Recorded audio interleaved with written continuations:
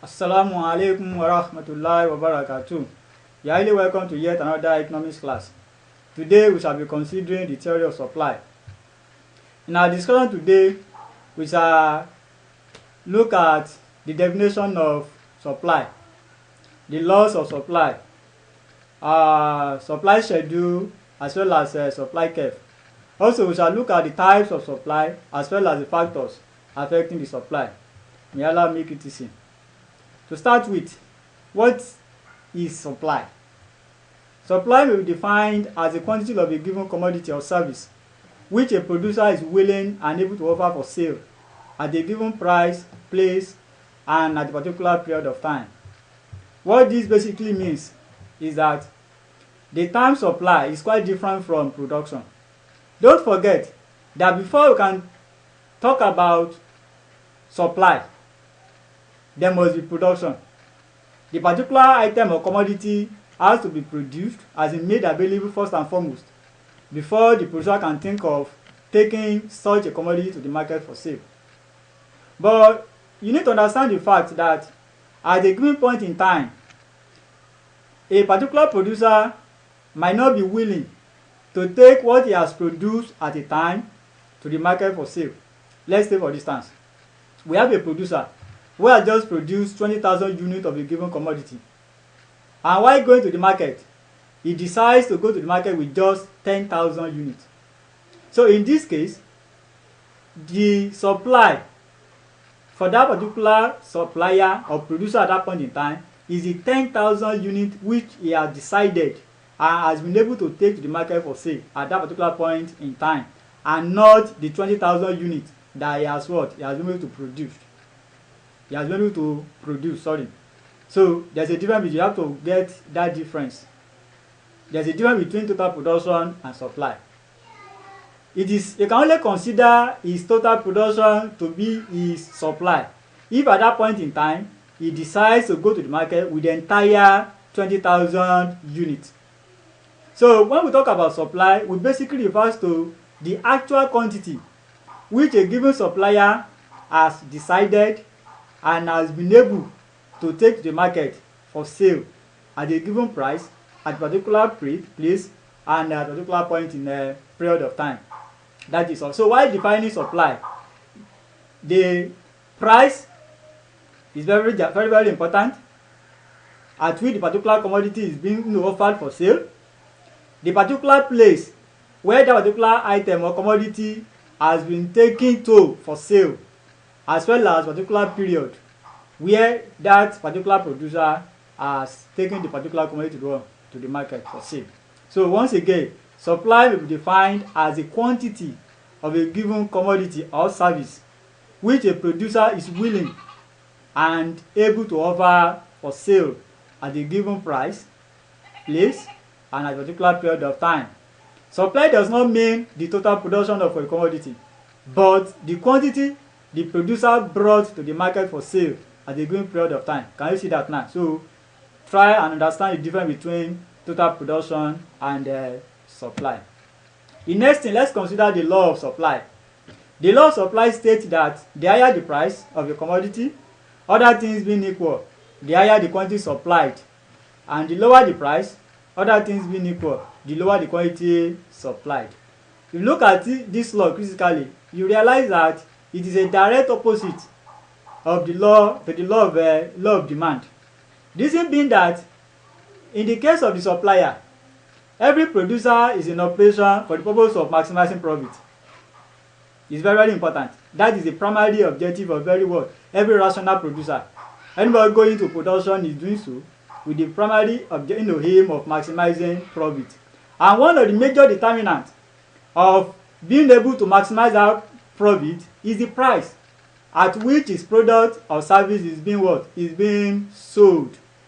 And that is why one of the major motivating factors is the price.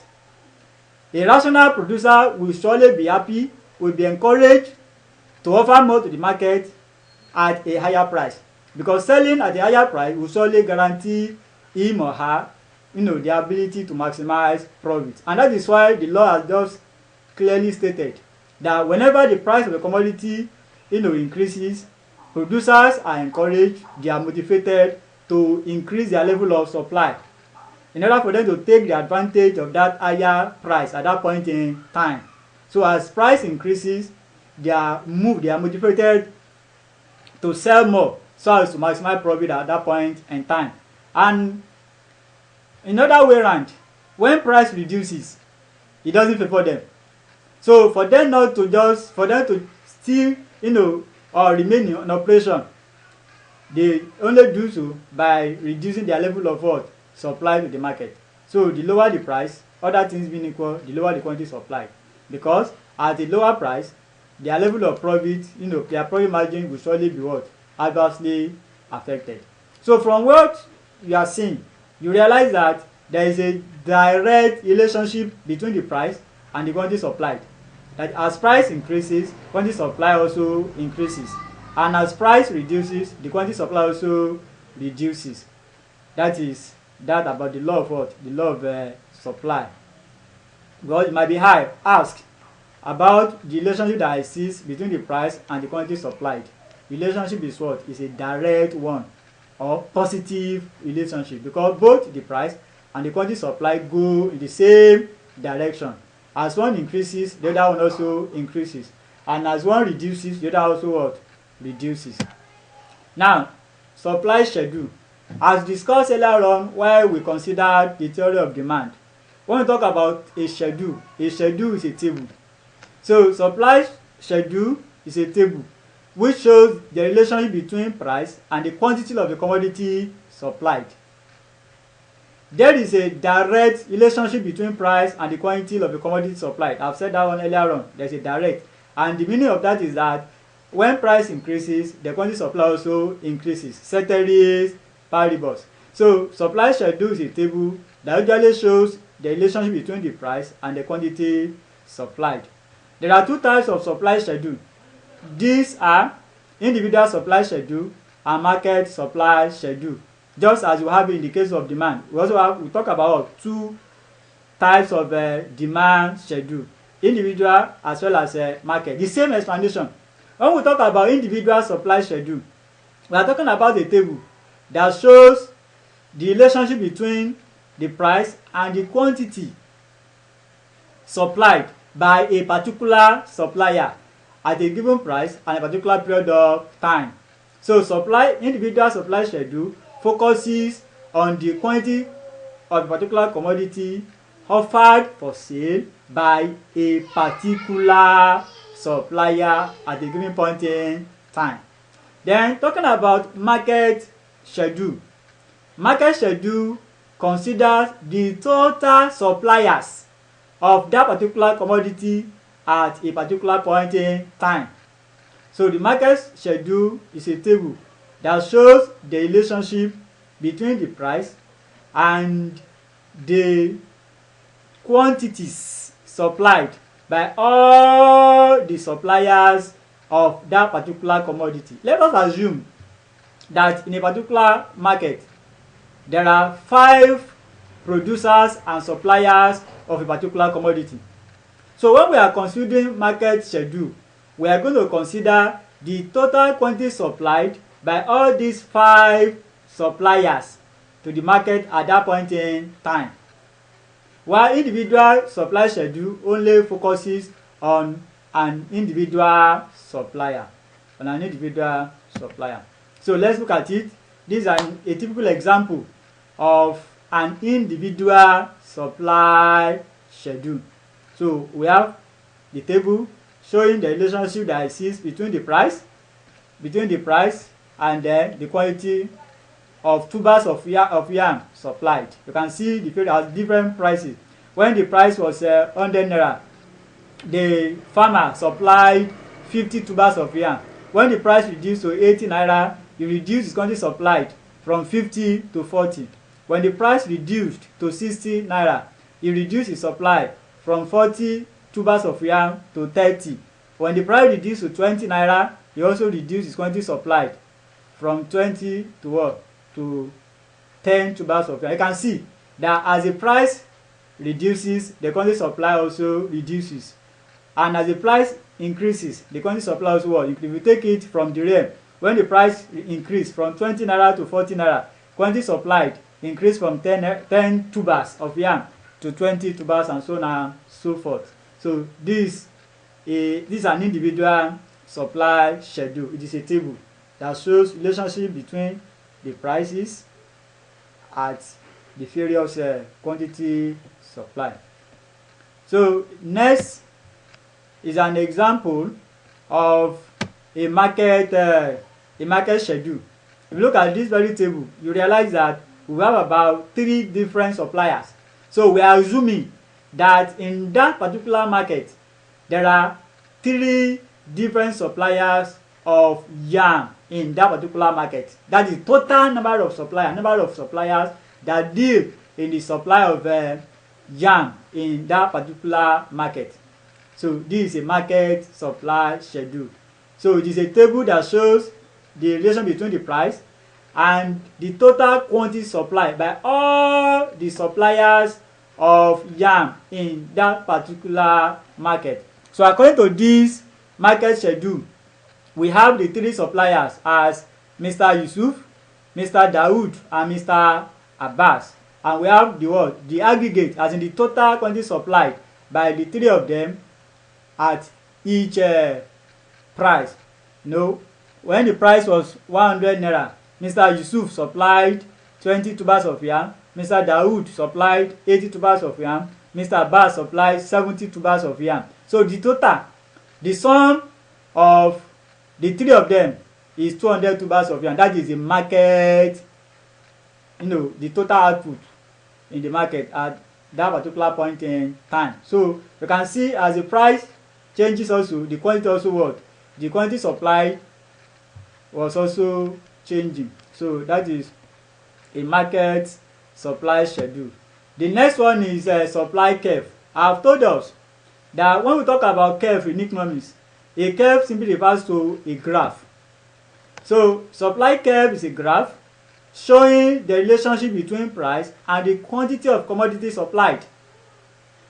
So it is a graphical representation of the relationship between price and the quantity supplied.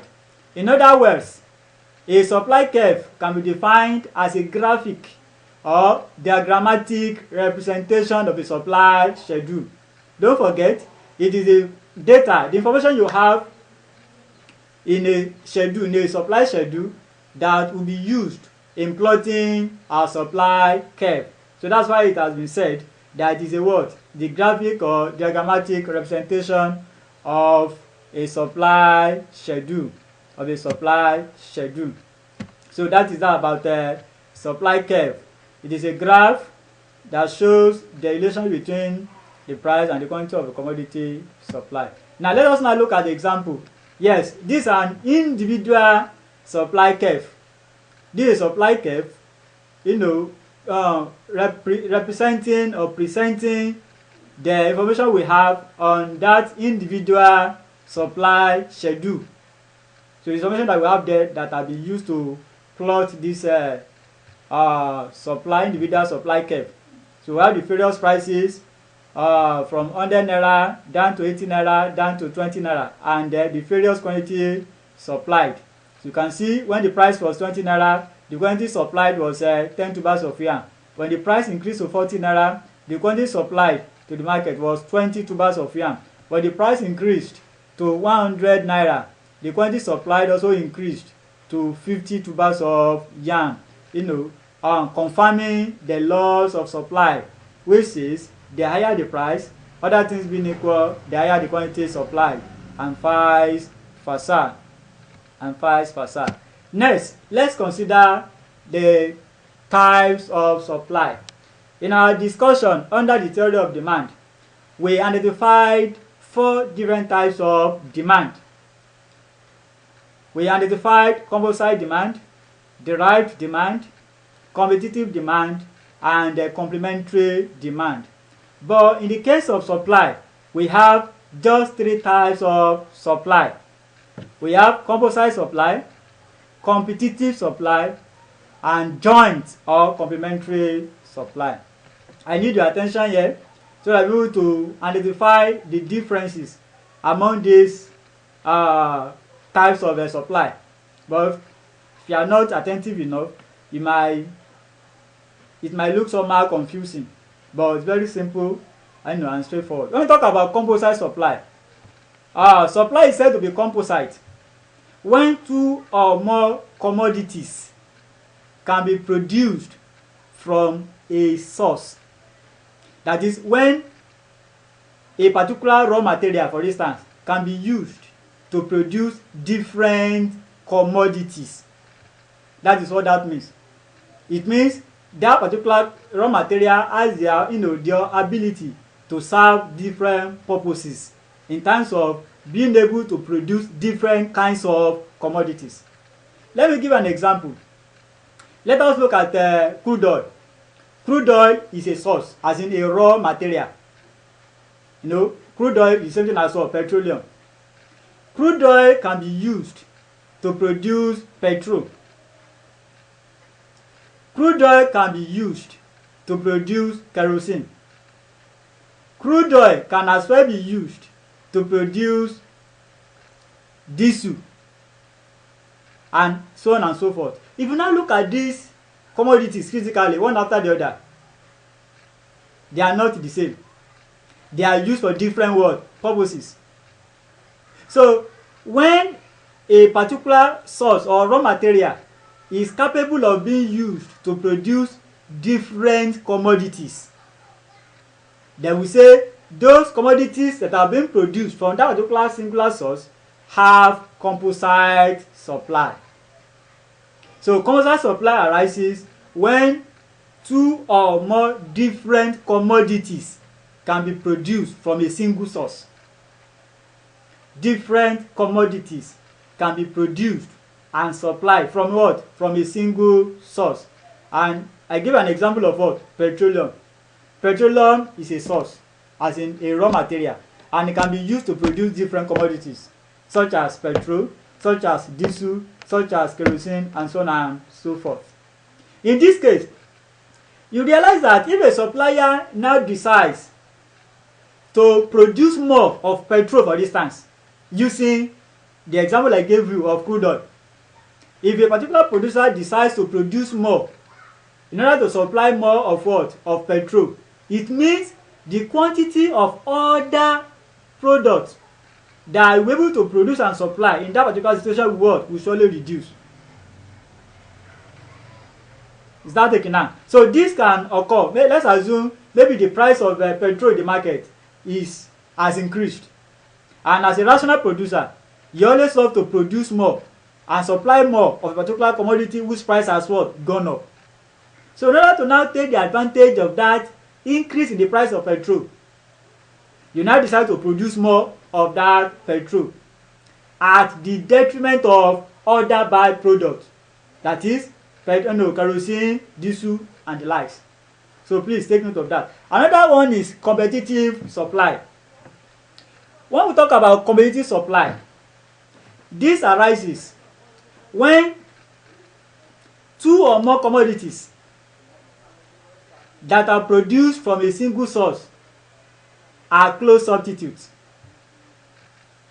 That is, when different commodities or two or more commodities being produced from a raw material happen to be close substitute of each other or one another. So when two or more commodities produced from a particular source, from a particular raw material, are close substitute, then we say those commodities are in competitive supply. Let me give an example. Let's look at cocoa. Cocoa being used in producing what? That is used in producing beverages. Cocoa can be used to produce Milo. Cocoa can be used to produce Bonvita. Cocoa can be used to produce Ovaltine, and so on and so forth. These three products I've mentioned, they are beverages. They are close substitutes. They can be used interchangeably. Milo can be bought and consumed in place of Bonvita, and vice versa. And these commodities are being produced from the same raw material. So when different commodities which have been produced from a particular raw material happen to be close substitutes, then we say those commodities are having competitive supply. The next type is joint or complementary supply. As the name suggests, joint. Supply is said to be complementary when two or more commodities are produced together from a single source. Do you get that now? So when two or more commodities are produced together from the same raw material, then we say such commodities are in joint supply. Or in the process of producing one commodity from a raw material, you end up producing another one alongside. Do you get that now? That is joint. Then there's no way you produce one that will not end up producing another others with it. So it means such commodities are usually being produced together from that particular word, raw material. That is joint word, joint supply. Let me give an example. Let's look at palm tree, for instance. Look at palm. That's palm tree. From that, you can get palm oil from it. From that palm front, you get palm oil from it. You get broom from it. You get palm kernel, and so on and so forth. And if you look at these commodities, these products, they are not the same. They are not close substitutes. That is where they are different from all competitive. Broom and palm oil cannot be used for the same or the same purpose.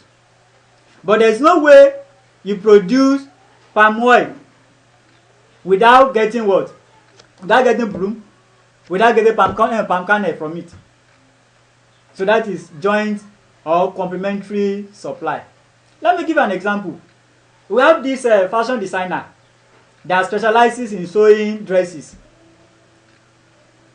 Customers will take materials to this fashion designer to cut and sew for them. That is the intended product that the tailor has in mind to produce. But it's quite at the end of the day, after the production, after the sewing of dresses from different customers, we have a number of pieces from the materials being taken to work to that particular fashion designer. So as a lucrative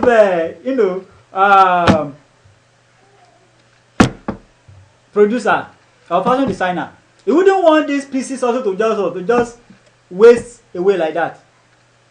Then begin to now pack these pieces and use them to sew dusters, which are now being sold to students. You cannot see that in the process of sewing dresses for customers, such a tailor usually ends up producing another product that is sellable, which is what? The dusters. So there's no way you sew without having pieces. And these pieces will help you in producing what? This other what? Product. That is joint. So if you look at the explanation so far, the three different types that we have explained involves the use of one raw material. Only that the nature of the product we get out of them differs. In the case of composite, the raw material is capable of producing what? Different commodities. Example, petrol, crude oil. You can use to produce what? Petrol, kerosene, this one, so on and so forth. These items, they are not the same.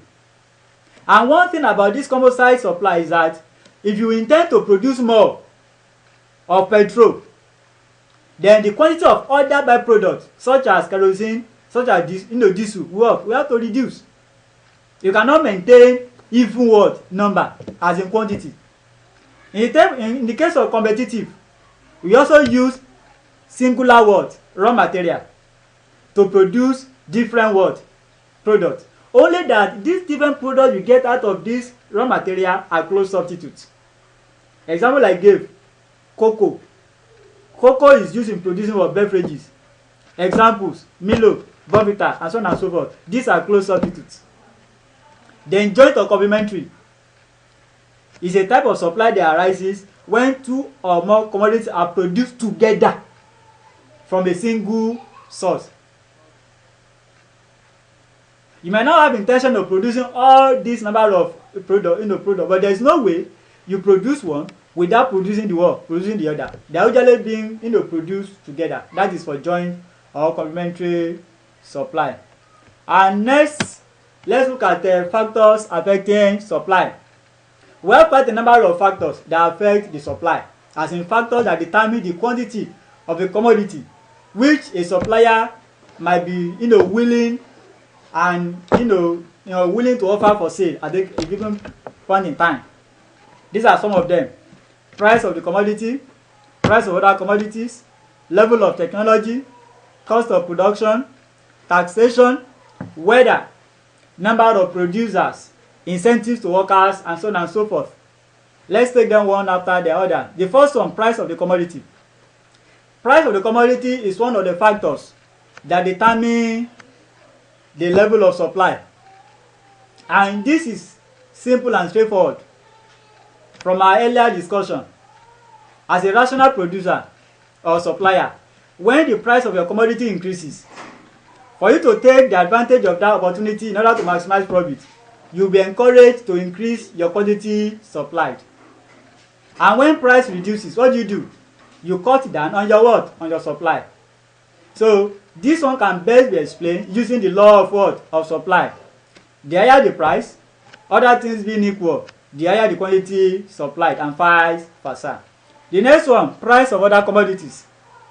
This very factor considers commodities that are related. We discussed this something similar to this while considering the theory of what? Demand. Price of other commodities.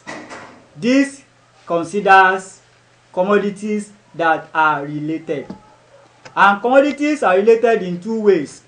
It's either they are complementary or they are substitutes. These are the two forms of relationship that we can have between commodities.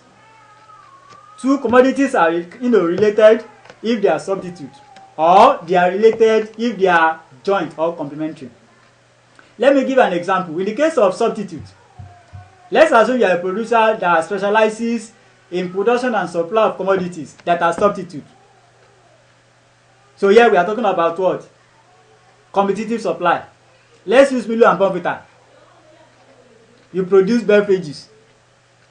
Let's assume you specialize in producing Bonvita. But now Bonvita and beverages. But now realize that the price of Milo has now increased in the market. Though you have been specializing in what? Production of Bonvita.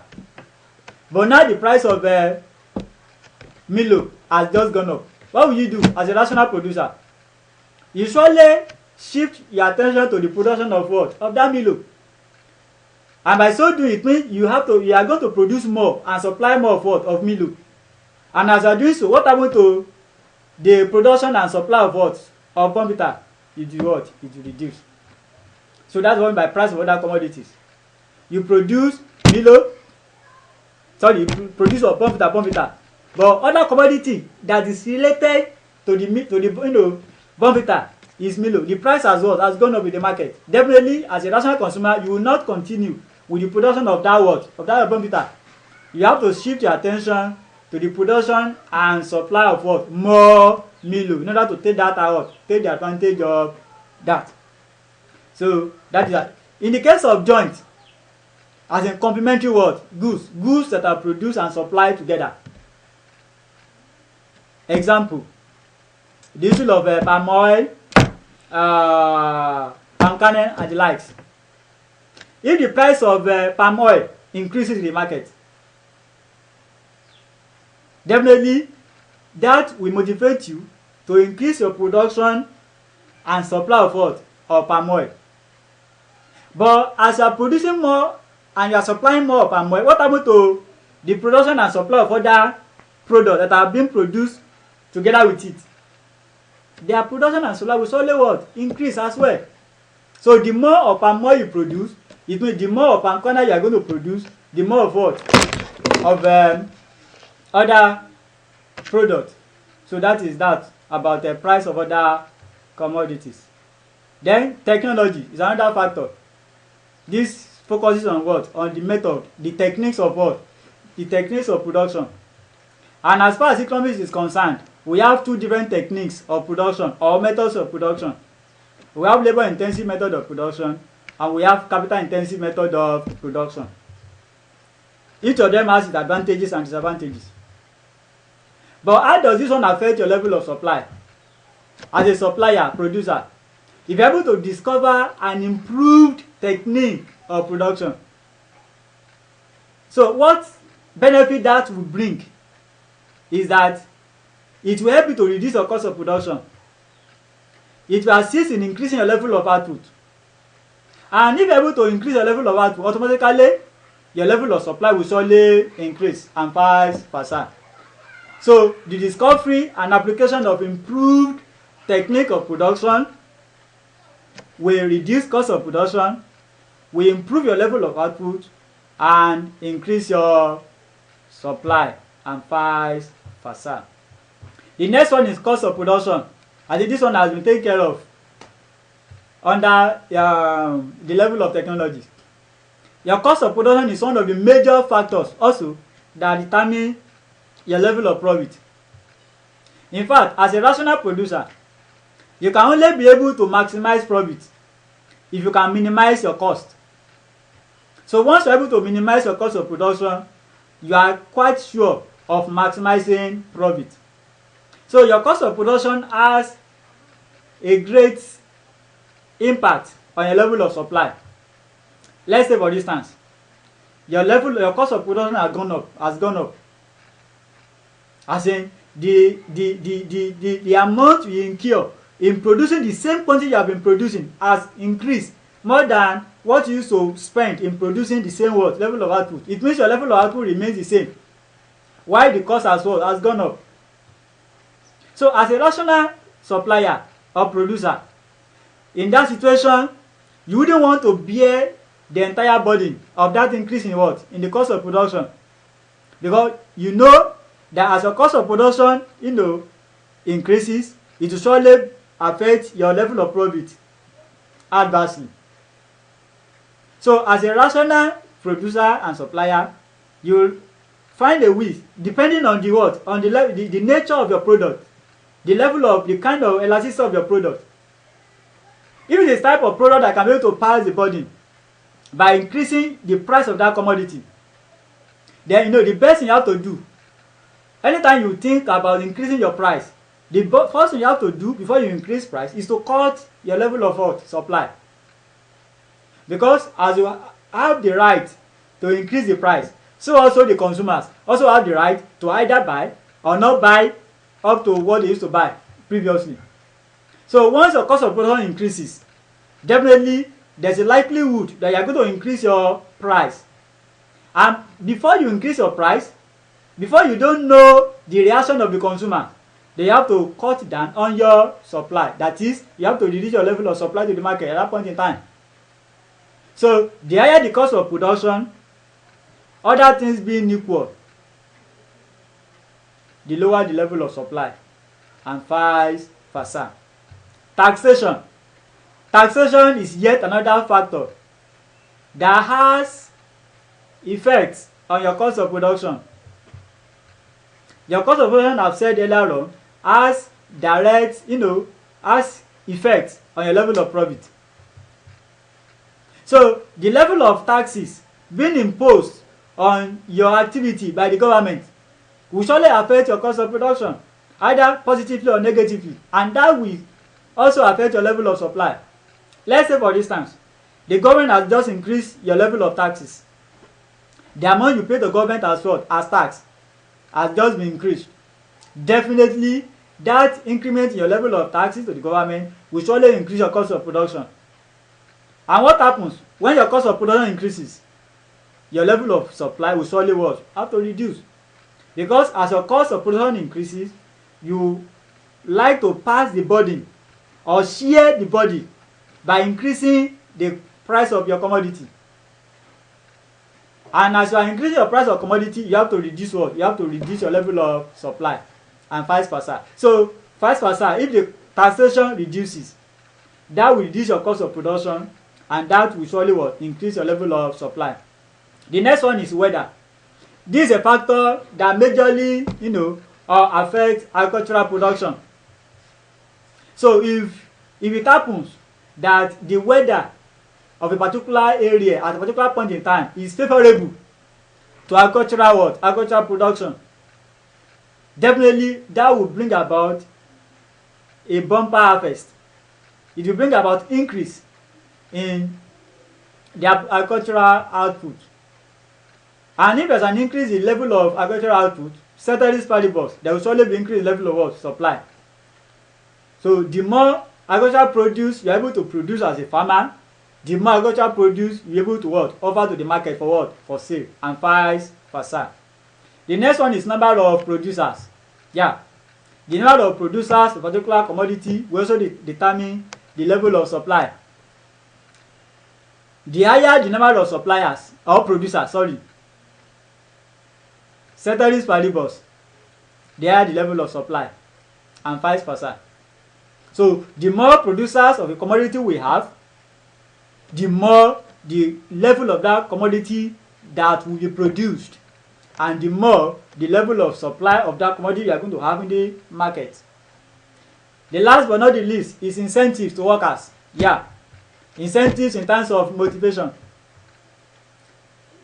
If a producer is able to motivate his workers, motivation is a factor that brings out the best out of every worker, even without being supervised.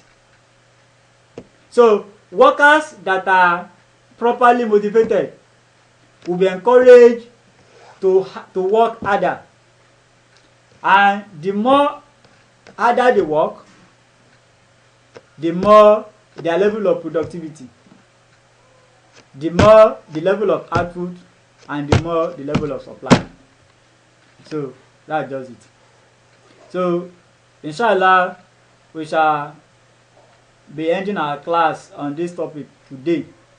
As a recap, we looked at the definition of supply, which has to do with the quantity of a commodity or service which a producer or supplier is willing and able to offer to the market at a given price, place, and a particular period of time. And we also said that supply is different from production. It is only the actual quantity of the total output which a supplier decides and that is able to offer to the market for sale at a particular point in time that is considered as supply. Then we also look at loss of supply, which states that the higher the price, other things being equal, the higher the quantity supplied, and vice versa. And we say that there is a direct relation between the price and quantity supplied. That is, as price increases, quantity supply also increases. Then after that, we look at supply schedule, we look at supply or curve. We say supply schedule is a table. We look at supply curve as what? As a graph that shows relation between the price and quantity supplied. We say we have two types of what? Supply schedule.